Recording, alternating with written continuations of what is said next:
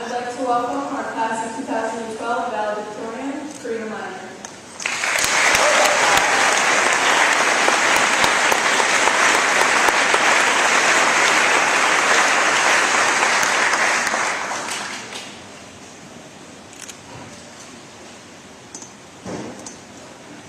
I have the world's largest collection of seashells. I keep it scattered across beaches all over the world. Let's say a Stephen Wright joke. I figured I should use it because I got it on pretty good advice that if you want people to like your speech, you should start with a joke. And then they'll be eating out your hands the whole time. I didn't really want to talk about seashells, but I do like that joke. Like, seashells are pretty cool, I guess. Like, you can listen to the ocean in them and stuff. Although I guess if they're scattered all across the beaches of the world, you don't really need them to listen to the ocean if you're right there. But that's not the point. The point is, you guys are reading out my hands now, right?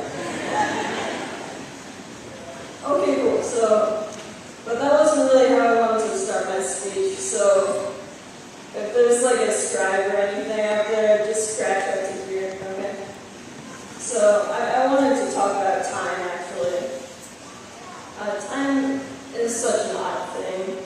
We all know how it passes. It's running briskly by when you're out of school, galloping alarmingly past when you have a paper due the next day, and then just crawling really cripplingly slowly in school. But somehow all that painfully slow in-school time has added up and there's none left. And even though I'm perfectly glad to be done with high school, the realization that I'm done taking classes with these peers is a bit of a shock. I actually like them. Quite a lot. And in a short while, or a long one, depending on how time is feeling, I'm sure I'll be writing on our T-Bird Class of 2012 Facebook page. I miss us.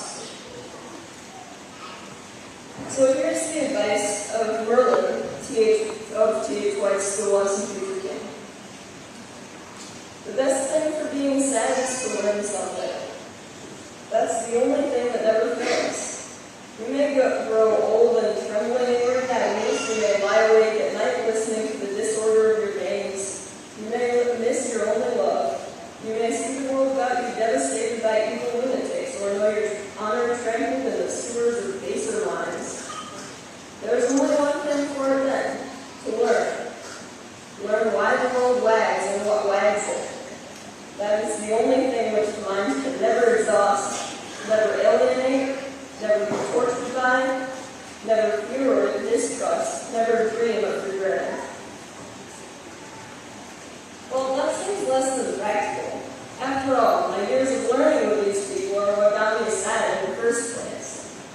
Nevertheless, off I go this fall learning again, and I imagine time will pass much as it always has. Don't I have to meet anyone who can tell me just how time has always passed. Einstein once said the only reason for time is so that everything doesn't happen at once. But I'm not sure if he was kidding or not. So anyway, I hope all of you have a good time this summer with plenty of spare time, but don't waste your time because sometime you'll be out of time. Then it's time to look back on your time, the good times, the bad times, the time you spent guarding time, and other sort of perks. And if you time your time and don't buy your time but use your time well, then you've only got